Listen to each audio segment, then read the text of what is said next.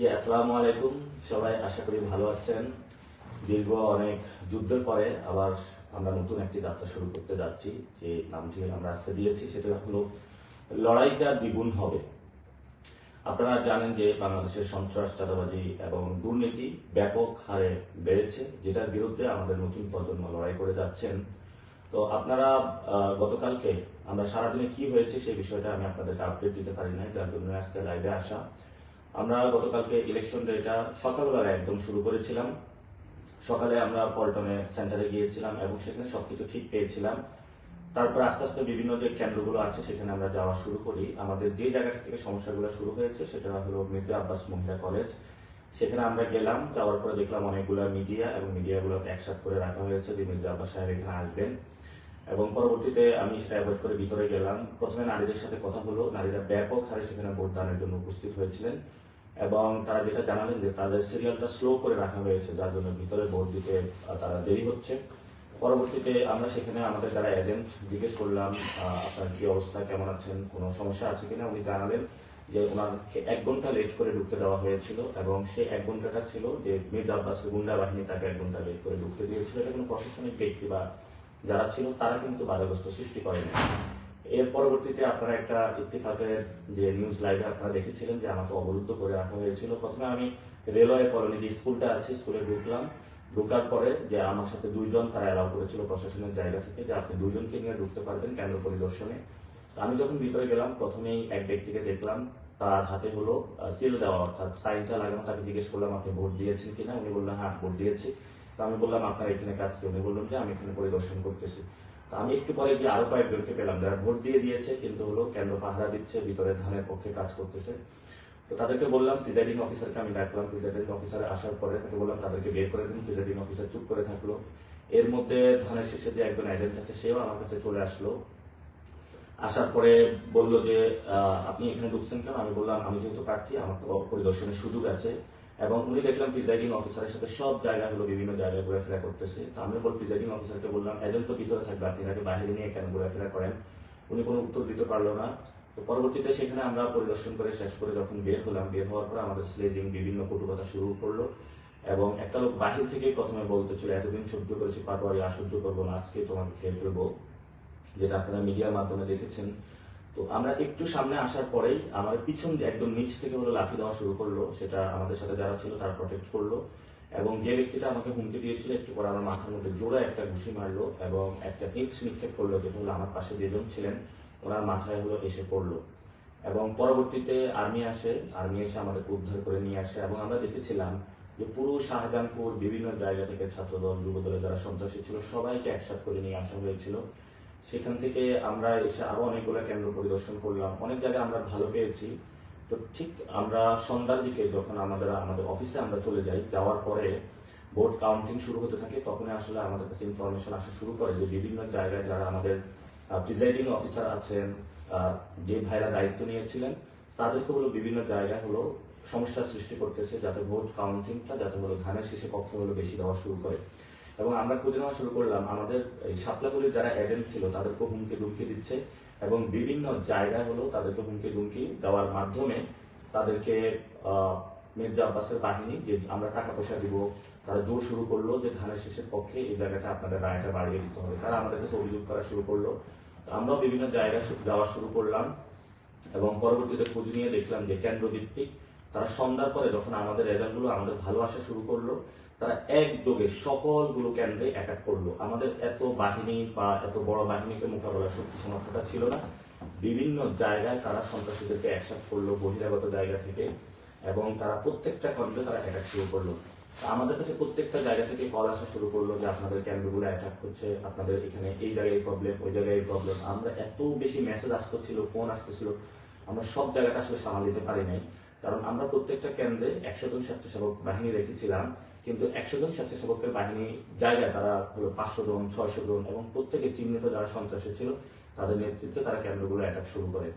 তো পরবর্তীতে আমরা যখন শুনতে পেলাম বিভিন্ন জায়গায় মির্জা আব্বাসের বাহিনীগুলো এবং মির্জা আব্বাসের ওয়াইফ স্বয়ং বিভিন্ন কেন্দ্রে গিয়ে তার পক্ষে যারা প্রিজাইডিং অফিসার আছে তাদেরকে হুমকি ধুমকি দেওয়া শুরু করলো। এর মধ্যে আমরা বঙ্গভবনে যেই কেন্দ্রটি ছিল প্রাথমিক বিদ্যালয়, সেখানে আমরা খোঁজ নিয়ে দেখলাম যে সেখানে হলো যে জায়গাটা হলো বক্সের ভিতরে সিল না করার কথা, বাহিরে সিল দিয়েছে, তারা সেটা ইনক্লুড করতে চাচ্ছে। সেখানে আমি ম্যাজিস্ট্রেটের সাথে কথা বললাম, ম্যাজিস্ট্রেট বললো আমি চিফ রিটার্নিং যিনি আছেন, রিটার্নিং কর্মকর্তা, ওনার সাথে কথা হয়েছে, উনি আমাকে নির্দেশনা দিয়েছেন যে যাতে ব্যালটের বক্সের বাহিরে যেগুলো সিল করেছে সেগুলো ইনক্লুড করার জন্য। পরবর্তীতে বললো যে তারা, আমি প্রিজাইডিং যিনি অফিসার তাদের সাথেও সেখানে কথা বললাম, তারা বললো হ্যাঁ আমরা এরকম নির্দেশনা পেয়েছি। পরবর্তীতে আমি ডিরেক্ট ডিসি যিনি রিটার্নিং কর্মকর্তা তার অফিসে চলে যাই। অফিসে যাওয়ার পর আরো ভয়ঙ্কর সংবাদ শুনতে পেলাম, ছাত্রদল যুবদলের সন্ত্রাসীরা অ্যানেক্স বিল্ডিং এ, যেখানে প্রায় তারা 1000 ভোট জালিয়াতি করেছিল, সেখানে গিয়ে তারা সবাইকে অবরুদ্ধ করে রাখেন। পরবর্তীতে আমরা এই ডিসিতে বললাম যে আপনি তাদেরকে উদ্ধার করার ব্যবস্থা করুন এবং সেখানে যারা আছেন কেন্দ্রটা রক্ষা করুন। ডিসি যখন পুলিশ এবং আর্মিকে ফোন দিল, আর্মি বললো আমি সেখানে মুভ করতে পারবো না, ভার্সিটি প্রক্টরের অনুমোদন লাগবে। তো আমরা জিজ্ঞেস করলাম তাহলে আপনি সেখানে কেন্দ্র দিয়েছেন কেন, আপনার আন্ডারে তো কেন্দ্র। পরবর্তীতে অনেক চাপাচাপি করার পরে তারা পুলিশ এবং বিজিবি পাঠিয়ে অ্যানেক্স বিল্ডিং এর সেই ব্যালট বক্সটা তারা উদ্ধার করে এবং সেটা নিয়ে আসে এবং সেখানে প্রায় 1000 ভোট আমাদেরকে কম দেখানো হয়েছে। এর মধ্যে আমরা খোঁজ পাইলাম যে ইস্কাটন স্কুলে হলো মির্জা আব্বাসের ওয়াইফ সেখানে গিয়ে নতুন করে আবার ভোটগুলা রিডিং করা শুরু করেছেন এবং কাউন্টিং করা শুরু করেছেন। এর মধ্যে আমাদের কাছে একটি ভয়েস রেকর্ড আসলো যে সকল প্রিজাইডিং অফিসারের প্রতি নির্দেশনা দেওয়া হয়েছে ব্যালট বক্সের বাহিরে যে সিলটা পড়েছে এটা কিন্তু নির্বাচন কমিশনের নিয়ম অনুযায়ী সে ভোটটা কাউন্ট হওয়ার কথা না, সেই জায়গাটাও প্রিজাইডিং অফিসারদের জন্য নির্দেশনা দেওয়া হয়েছে এবং উনি ছিলেন মির্জা আব্বাসের ভাগিনা আদিত্য। এটাও শুধু নয়, বিভিন্ন জায়গায় আরো অনেক জায়গায় যেমন হলো আবুজর গিফারি কলেজ এবং শহীদ ফারুক স্কুল আছে, সেখানে জাহাঙ্গীরের বাহিনী ও ইঞ্জিনিয়ার সুজনের যারা ছেলেপেলেরা সেখানেও তারা অ্যাটাক শুরু করলো। অন্যদিকে শান্তিবাগ প্রাইমারি স্কুলে মনার বাহিনী এবং আজিজ হাফিজের নেতৃত্ব হলো অ্যাটাক শুরু করলো। শান্তিবাগ উচ্চ বিদ্যালয়ের ফজলে রুবায়েত হাক্কু, এক্স কমিশনার আদিব, মগার ছেলে মিজানেরা সেখানে অ্যাটাক শুরু করলো। এবং মিলেনিয়াম যে স্কুল রয়েছে সেখানে হলো মিলেনিয়াম ইউনিভার্সিটি যে রয়েছে সেখানে মির্জা আব্বাস ও তার ছেলে গিয়ে হলো ভোট টেকিং করা শুরু করলো। অর্থাৎ প্রথমেই যখন ভোটের ফলাফলটা আসা শুরু করলো তাদের মাথা নষ্ট হয়ে গিয়েছিল। পরবর্তীতে সবগুলো কেন্দ্রে তারা অ্যাটাক শুরু করে এবং কোথাও মির্জা আব্বাস ওয়াইফ গিয়েছে, কোথাও মির্জা আব্বাস গিয়েছে, কোথাও তার ছেলে গিয়েছে, কোথাও তার ভাগিনা গিয়েছে, কোথাও যারা কমিশনার ছিল তারা গিয়েছে, কোথাও তারা যারা মাস্তান ছিল তারা গিয়েছে। এর পরবর্তীতে আমরা খোঁজ পেলাম যে আমাদের সিদ্ধেশ্বরী দুইজনকে হলো বোনকে আটক করে রাখা হয়েছে যারা এজেন্ট ছিল।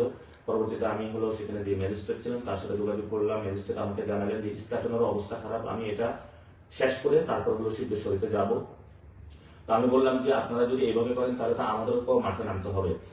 তো কমিশনার যিনি ওইখানে আটক করে রাখা হয়েছে যাকে, উনি বললেন আমাকে 10টা মিনিট আপনারা সময় দেন, আমি এটা শেষ করে ওইখানে গিয়ে আমি কথা বলতেছি। তো আমরা ঠিক আছে, আমরা বললাম যে আমরা 10 মিনিট অপেক্ষা করতেছি, আমাদের বোনকে আমাদের দ্রুত উদ্ধার করতে হবে।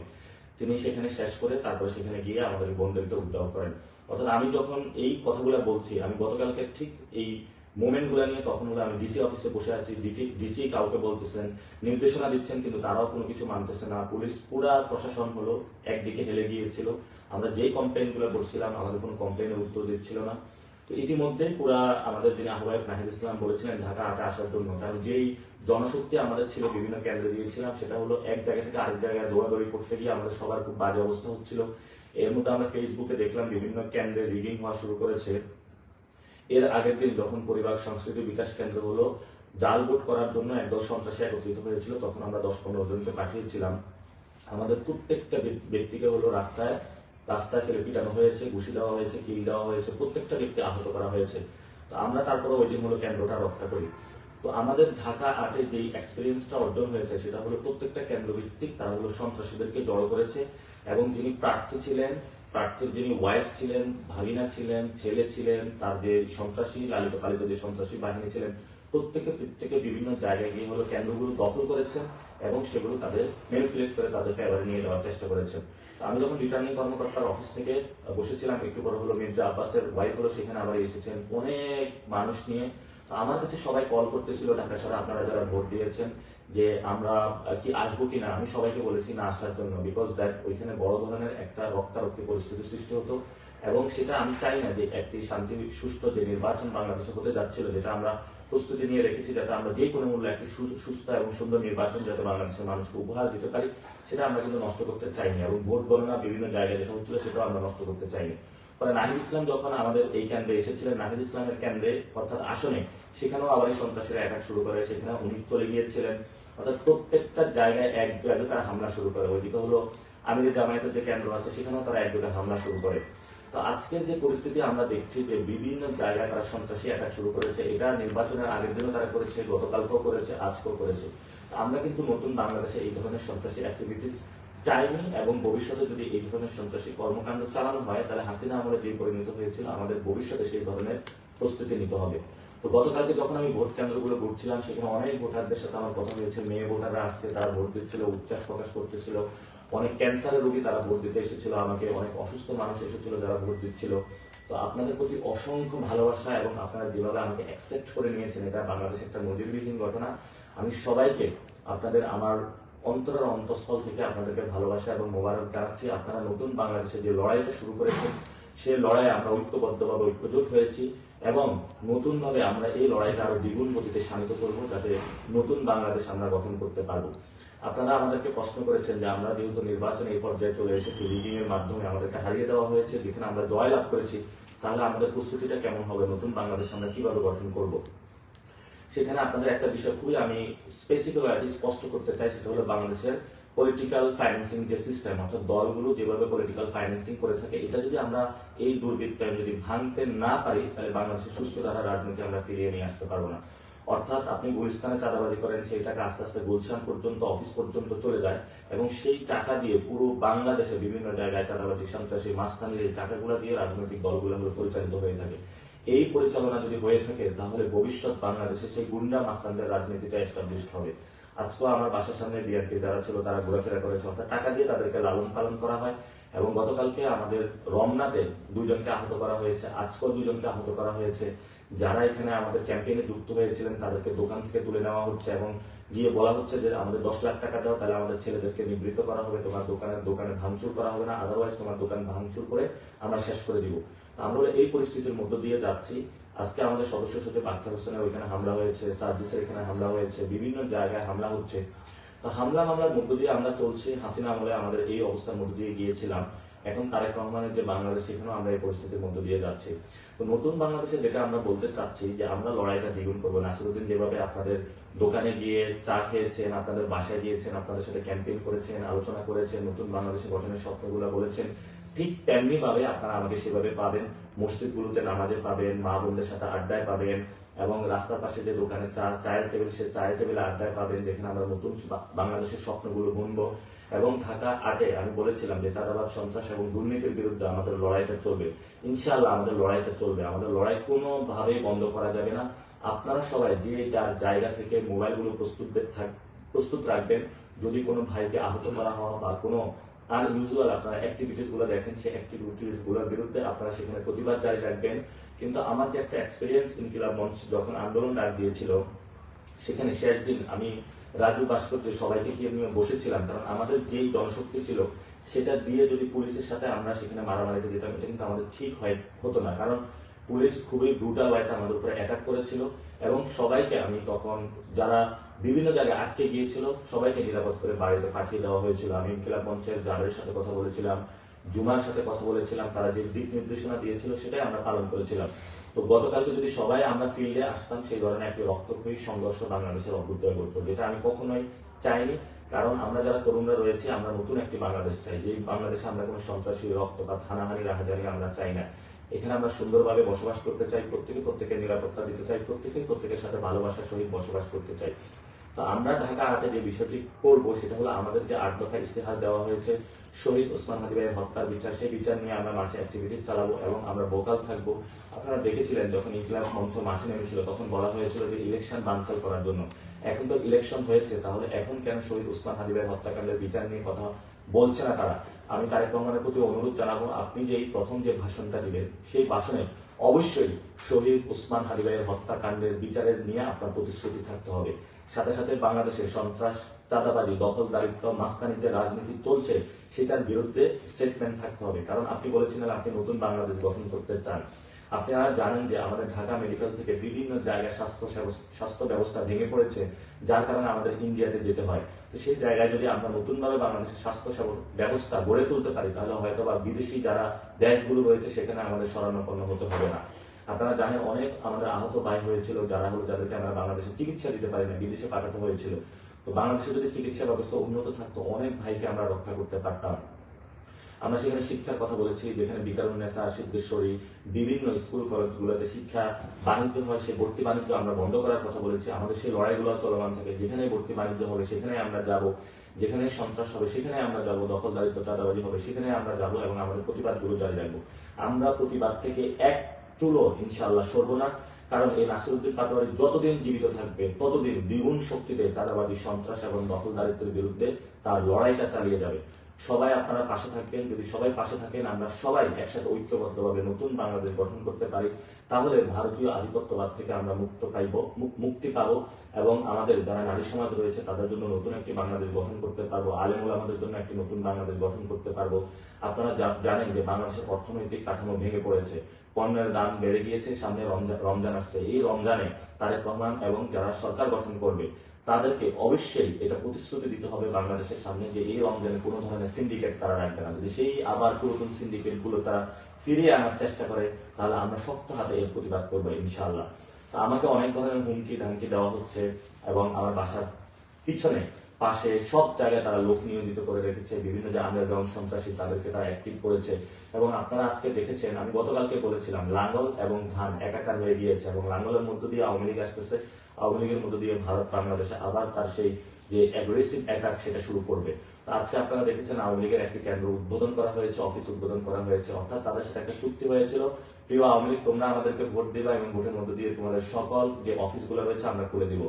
আমরা বাংলাদেশে বেঁচে থাকতে একটা আহ্বান জানাচ্ছি, বাংলাদেশে আমরা যতদিন থাকবো ততদিন আওয়ামী লীগের বিচার হওয়া পর্যন্ত, বিচার যে রায় দিবে অর্থাৎ জনগণের মধ্যে তাদের যে রায় আসবে সেই রায় বাস্তবায়িত হওয়া পর্যন্ত তাদের কোনো অফিস তারা খুলতে পারবে। এবং আওয়ামী লীগের যে আমরা যারা শহীদ হয়েছিল, আহত হয়েছিল, তাদের হত্যাকাণ্ডের বিচার হওয়ার পরে আওয়ামী লীগের বিষয়ে বাংলাদেশের মানুষ সিদ্ধান্ত নিব।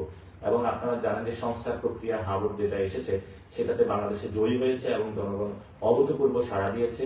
কিন্তু আমরা শুনতে পাচ্ছি 200 এর বেশি আসন পাওয়ার কারণে বিএনপি এই বিষয়টা বানচাল করার চেষ্টা করবে।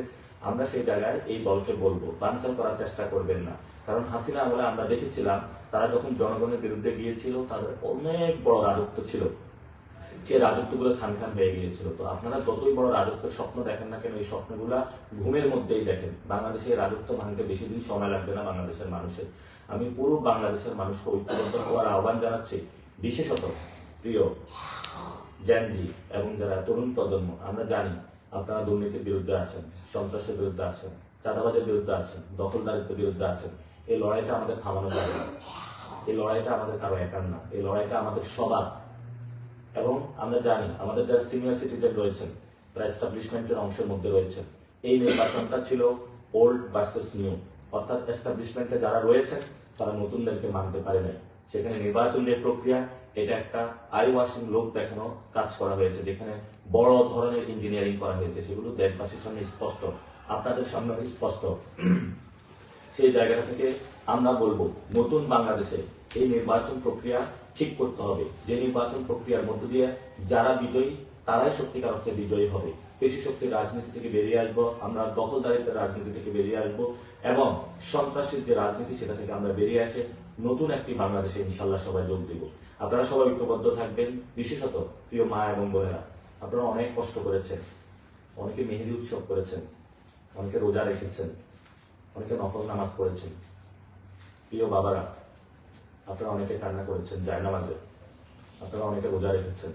আমি ঋণ কখনো আপনাদের শোধ করতে পারবো না, আমি শুধু একটা বিষয় দিয়ে শোধ করব। আমি আপনারা যেই লড়াইয়ে আমাকে সহযোগিতা করেছেন সেই লড়াইটা ইনশাল্লাহ আমি চালিয়ে যাব। আপনারা যেভাবে মসজিদের বারান্দা আমাকে পেয়েছেন সেভাবেই পাবেন, রাজপথে যেভাবে স্লোগানে পেয়েছেন সেভাবেই পাবেন, যেভাবে ক্যাম্পেইনে অন্যায়ের বিরুদ্ধে আমাকে পেয়েছেন সেভাবেই পাবেন। যারা সন্ত্রাস, চাঁদাবাজি এবং দখলদারিত্ব করেও ইলেকশন ইঞ্জিনিয়ারিং মধ্যে মাসল পাওয়ারের মাধ্যমে সংসদে যাচ্ছে, আমরা ভবিষ্যৎ বাংলাদেশে তাদেরকেও দেখে নিব। উসমান হাদি ভাই বলে গিয়েছিলেন তাদের গুম হারাম করে দেওয়ার জন্য আমরা সত্যিকার অর্থে তাদের গুম হারাম করে দিব এবং নতুন বাংলাদেশ গঠন করব। আমরা আজকে দেখতে পাচ্ছি প্রশাসনের অনেকেই নতুন করে আগ্রহী হয়েছেন অত্যাচারের স্টিম রোলার চালানোর জন্য। প্রিয় ভাই, আমরা আপনাদেরকে বলবো, আপনাদের দেখেছেন কত নির্যাতনের মধ্য দিয়ে আমরা গিয়েছি, আর নয় নির্যাতন, জল কামান, লাঠির বাড়ি, এবার দ্বিগুণ গতিটা আমরা ফেরত দেব। প্রশাসনের বাইরেকে আমরা বলবো, এই কল্পনা ভুলেও করবেন না যে নতুন বাংলাদেশের তরুণ প্রজন্মের পিঠের মধ্যে আঘাত করে তাদের রক্তাক্ত করে আপনারা পার পেয়ে যাবেন। আমরা পুলিশ সংস্কারের কথা বলেছি, আপনাদের বিচার এখনো হয়নি। বিচার প্রক্রিয়ার মধ্য দিয়ে প্রত্যেকটা হত্যাকাণ্ডের বিচার প্রক্রিয়ার মধ্য দিয়ে যাবে। আওয়ামী লীগের উদ্দেশ্য বলবো, অনেক ষড়যন্ত্র করেছে দিল্লিতে বসে বসে। বাংলাদেশের মানুষ এই ষড়যন্ত্রের জবাব দিয়েছে। আমরা ইলেকশন করতে সফল হয়েছি, বাংলাদেশের মানুষ। সেই জায়গায় আমরা জাতীয় পার্টি এবং আওয়ামী লীগের কফিন কবরস্থ হয়ে গিয়েছে। নতুন করে আর নাড়াচাড়া দেওয়ার কোনো কারণ নাই, গন্ধ ছড়াবে। এই জন্য আওয়ামী লীগ এবং জাতীয় পার্টিকে বলবো, বিচারের মুখোমুখি হন। আর আমরা তারেক রহমানকে বলবো, কোনোভাবেই আওয়ামী লীগকে পুনর্বাসন করার চিন্তা করবেন না। এটা বাংলাদেশের মানুষ কোনোভাবেই মেনে নিবে না। অ্যাটলিস্ট আমরা যারা রয়েছি তরুণ প্রজন্ম, আমরা কখনো মেনে নিব না। আমরা এই লড়াইটা আরো দ্বিগুণ গতিতে চালিয়ে যাব, নতুন বাংলাদেশ গঠন করব। যারা এই ক্যাম্পেইনে 40 দিনের ক্যাম্পেইনে আমাদের সাথে ছিলেন, প্রথমে আমাদেরকে বলা হয়েছিল আমাদের নাকি জামানত বাজেয়াপ্ত হবে। একদম কানের পাশ দিয়ে হলো আরেকটা গিয়েছে। সামনে এইসব দুর্নীতি চাঁদাবাজ যারা সন্ত্রাসী রয়েছে, সেটা আর কানের পাশ দিয়ে যাবে না, একদম মুখের উপর দিয়ে যাবে। এই জন্য বলবো, যারা গডফাদার আছেন, উচিত শিক্ষা আমরা দেওয়ার চেষ্টা করেছি, কিন্তু আপনারা ইলেকশন ইঞ্জিনিয়ারিং এর আশ্রয় নিয়েছেন। সত্যিকার অর্থে যদি বুকের পাঠ থাকতো আপনাদের, তাহলে এই ধরনের ভোট চোরের মহোৎসবে আপনারা মারতেন না। এই যে মির্জা আব্বাস সাহেব, আপনি একজন ভোট চোর, ইতিহাসে লেখা থাকবে আপনার নাম। আপনি একজন চান্দাবাজের, ইতিহাসে লেখা থাকবে। আপনার সন্তানের সামনে যখন আপনি দাঁড়ান, তখন এই জবাবগুলো আপনাকে দিতে হবে। নতুন বাংলাদেশের সামনে এগুলো জবাব দিতে হবে। শুধু আপনি না, অনেকগুলো সন্ত্রাসী যারা জয়ী হিসেবে ঘোষণা করা হয়েছে, অনেকগুলা দখলদার চাঁদাবাজদের, আমরা তাদের বিরুদ্ধে ইনশাল্লাহ রাজপথে নামবো। লড়াইটা আরো নতুন শানিত হবে। প্রিয় তরুণ প্রজন্ম, ঐক্যবদ্ধ থাকুন, সাহস হারাবেন না। আরো দ্বিগুণ সাহস নিয়ে আমরা নামবো, যে সাহসের মাধ্যমে নতুন বাংলাদেশ গঠন করব। সে যাত্রা, সে আহ্বান জানিয়ে আজকে আমি আপনাদের সাথে কথা শেষ করছি। আমার যদি এই চলার পথে কোনো ভুল ত্রুটি এই কয়েকদিনে ক্যাম্পেইন হয়ে থাকে, আমাকে ক্ষমা করে দিবেন। অনেকের সাথে উঁচু কথা বলেছি। ইনশাআল্লাহ আমি হয়তো আপনাদের যে জায়গায় রিপোর্ট দেওয়ার কথা, সর্বোচ্চটা দেওয়ার চেষ্টা করেছি। ভবিষ্যতে আরো দিব এবং আমরা ইনশাআল্লাহ আগামী ইলেকশনে আরো নতুন শক্তিতে আবির্ভূত হব। আমাদের যতটুকু শক্তি এবং সাহস ছিল, এটা আরো দ্বিগুণ করব। ইনশাআল্লাহ ঢাকাতে আমরা জনগণের বানাবো, জনতারই শাসন চলবে। যদি এখানে কোনো ভাই এবং বোনদের উপর আক্রমণ করা হয়, আমরা ইনশাআল্লাহ সবাই মাঠে এসে সমুচিত জবাব দিব তাদেরকে। 1 সেকেন্ডের জন্য ইনশাআল্লাহ আমরা বসে থাকবো না। আমাদের কোনো একজন কর্মী, ঢাকা আটের কোনো একটি ভোটারের উপর যদি কেউ আঁচড় বসাতে চায়, আমরা কিন্তু বসে থাকবো না। আমরা সবাই ঐক্যবদ্ধভাবে নতুন ভাবে আবার মাঠে নামবো। সাহস করবেন না আপনারা, এই দুঃসাহস করবেন না। অনেক যথেষ্ট আমরা সহ্য করেছি।